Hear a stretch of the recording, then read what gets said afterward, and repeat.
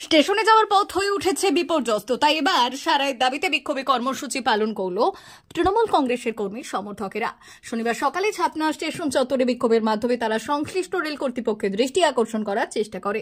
বিক্ষোভকারীদের অভিযোগ, দীর্ঘদিন ধরে ছাতনা স্টেশন যাওয়ার পথ রেলের অন্তর্ভুক্ত, যা দীর্ঘকাল বিপর্যস্ত হয়ে উঠেছে। বর্ষায় আরও ভয়ঙ্কর আকারে নিয়েছে। রেল কর্তৃপক্ষকে বারবার জানানো হলেও কোনো সুরাহা হয়নি বলে অভিযোগ তৃণমূল কংগ্রেস নেতৃত্বের। এছাড়াও স্টেশনে মহিলা যাত্রীদের জন্য থাকা শৌচালয় বন্ধই থাকে, ব্যবহার করা যায় না বলেও অভিযোগ। এর ফলে যাত্রীরাও ভোগান্তির শিকার হন। অবিলম্বে সমস্যার সমাধান না করলে আগামী দিনে বৃহত্তর আন্দোলন হবে বলে হুমকি তৃণমূলের। বিষয়টা সাধারণ, জনগণের স্বার্থে আজকের আন্দোলন। এই আন্দোলনে কি কারণে হলো, কয়েকদিন আগে আমাদের রেলের যে রাস্তা বনগাঁ যাওয়ার রাস্তা, ওটা প্রথমে ইতিপূর্বে বন্ধ করে দিয়েছে, কিন্তু যে রাস্তাটা এখন বর্তমানে আছে সেই রাস্তাটা খালাখন্দে ভর্তি। আর 3 দিন আগে একজন প্রসূতি মা টোটো করে যাচ্ছিলেন, সেই প্রসূতি মা সেখানে পড়ে গিয়ে তার হাত পা ভেঙেছে। এই জিনিসটা তো আমরা চলতে দিতে পারি না।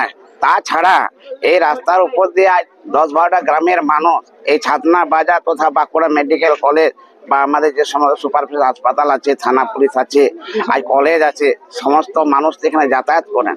তারা রাতের অন্ধকারে যখন আসছেন, লাইটের ব্যবস্থা নেই। এই রাতের অন্ধকারে যদি খালাখন্দে ঢুকে যায় মানুষ, তাহলে তাদের অবস্থাটা কি হবে বুঝতেই পারছে। বর্তমান যুগে মাননীয় মুখ্যমন্ত্রী যেভাবে পশ্চিমবঙ্গের প্রতিটি রাস্তাঘাট উন্নত করেছেন, ঝাঁ চকচকে করেছেন, লাইটের ব্যবস্থা করেছেন, কেন্দ্রীয় সরকারে এত রোজগার থাকা সত্ত্বেও কেন আজ আমাদের এই ছাতনার যে সামান্যটুকু রাস্তা কেন আলোকিত, কেন রাস্তাটা সংস্কার হবে না? এর প্রতিবাদে আমাদের এখানে আন্দোলন।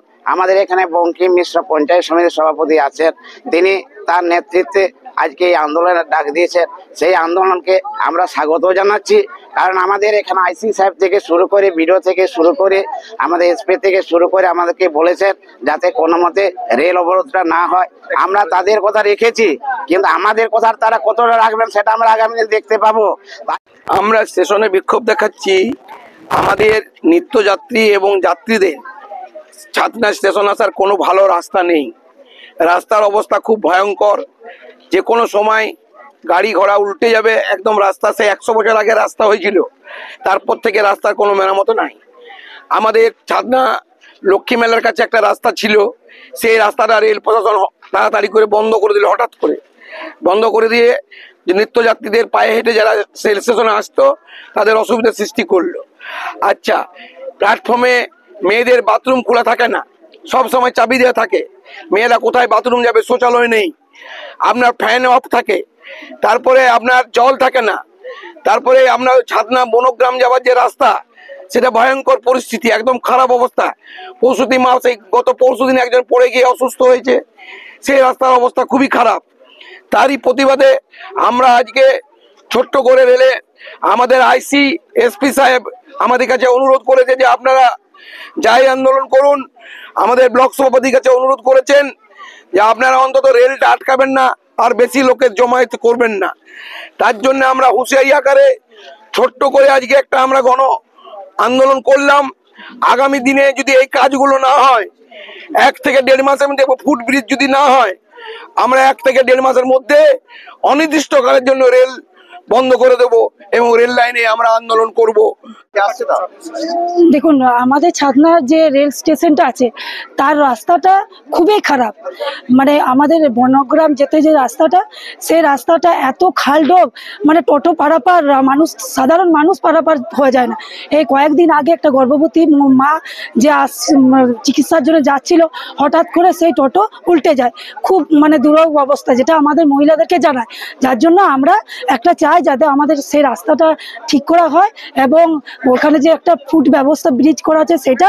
এবং আমি এখানে প্রায় দিন এখানে আসি, যে আমি এখানে পরিবেশটা একটু দেখি যে কেমন কি। তো বললেন মানে আমাদের ছাতনার মাথা কাটা যায়, যেটা বাইরের থেকে যে যাত্রীরা আসে, বাথরুম যায় বাইরে, এখানে বাথরুমটা তালা দেওয়া থাকে। আমি নিজে স্যারকে বলেছি যে স্যার এখানে বাথরুমটা একটু খোলার ব্যবস্থা করুন। বললেন না, আমাদের বাথরুম খোলা হবে না, আমাদের বাথরুম তাহলে এখানে বাথরুমটা নোংরা করে দেয়।